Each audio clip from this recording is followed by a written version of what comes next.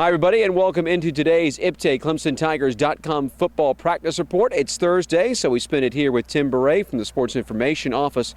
Boy, a lot can be said about Clemson and Georgia Tech. John Heisman, J.J. McKelvey, as was said from the television broadcast several years ago. A lot of history in this one. There really is, and you're right. It goes back to John Heisman, who coached at Clemson from 1900 to 1903. He beats Georgia Tech 73-0, and then he is wooed to become the head coach at Georgia Tech. There were some, according to legend, it was his wife who really convinced him he wanted to go live in Atlanta so she could go shopping down there. And so he ended up being the coach at Georgia Tech, and then he had a great record against Clemson as the Georgia Tech coach. That was kind of one of the original stories of coaching can make a difference. Well, when you take a look at today's salaries, really what Heisman went for, a salary part of the gate, that was a wow kind of contract in those days. Yeah, I think it was 50% of the gate plus $2,800 a year, something like that. But, gee, what would 50% of the gate be today for an entire season? So, yeah, you can see, I guess, why John made that move. But, of course, the history of the series has continued.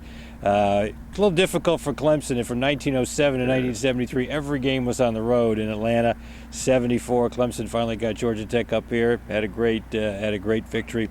And really, it's been one of the most competitive, if not the most competitive series in the ACC.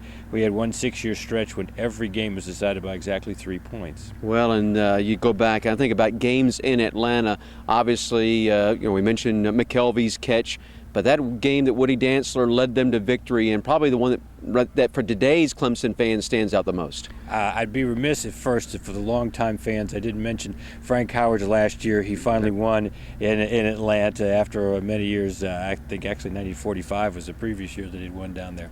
But yeah, one of the more memorable games that I've seen was Woody Dantzler's performance against Georgia Tech in 2001, a 47-44 overtime victory in which Woody scored an 11-yard run on the last play of the game. At the end of the first half, he had a 39-yard run on the last play of the half, which I termed a Hail Mary run. And that game was just such a great back-and-forth game. He had 418 yards total offense in that game. Well, and then we're also hoping we have the Tony Elliott effect here. Last time the Tigers won in Atlanta, Tony Elliott was part of that ball club. That's a very good point. The Tigers have not won in Atlanta since 2003, and Tony was a senior on that team, caught a touchdown pass in that game.